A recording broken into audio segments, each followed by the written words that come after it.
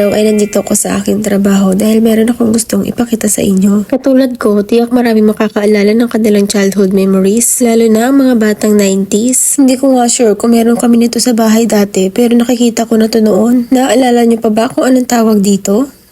VHS tape nga yata ang tawag dito. Nagulat nga ako dahil marami palang ganito dito sa Kaisya. Yung iba nga ay bago pa. Sobrang na-amaze nga ako dahil nakita ko si Hamtaro. Favorite ko kasi yan nung bata ako. Kapag dinadala ko nga sa trabaho sila Kuya Baste, ito ang kanilang mga pinapanood. Hindi ko nga akalaing maaabutan pa ng mga anak ko to. Karamihan nga sa mga VHS tape na ito ay mga bago pa at halatang hindi masyadong nagamit. Kaya naman mas inaalagaan pa namin to para hindi siya tuluyang masira. Sinabi ko nga kay Echang na i-testing namin para malaman namin kung gumagana pa ba lahat. Sinabi ko nga na tignan maigi kung ano nakasulat sa tape. Baka kasi biglang blurred ang lumabas.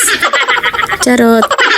Ayun nga't gumagana pa siya kaso wala siyang sounds. Kaya naisipan kong pukpukin yung TV baka sakaling magkaroon ng sounds. Naalala ko kasi hindi pukpuk namin TV dati. Ganito yung ginagawa namin. Sinubukan ko nga galawin yung jack sa likod at yung nagalaw ko nga ay nagkaroon na siya ng sounds.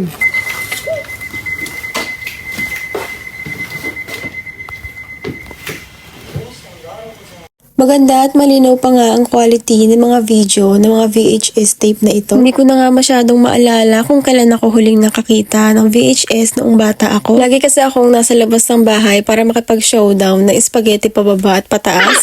Bending dito, bending down, split dito, split down. At kung hindi naman, puro text at jole ang hawak ko. Minsan naman ay nasa tapat kami ng bahay para maglaro ng luto-lutuan. Na ang sangkap ay dahon ng halaman ng aming kapitbahay.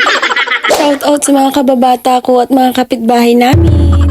Ang sarap talaga balikan ng ating mga childhood memories. Kung pwede lang talagang bumalik sa pagkabata, no? Mga panahong masaya lang at hindi pa masyadong mabigat ang problema. O siya, hanggang dito na lang. Salamat sa panonood. Sayonara!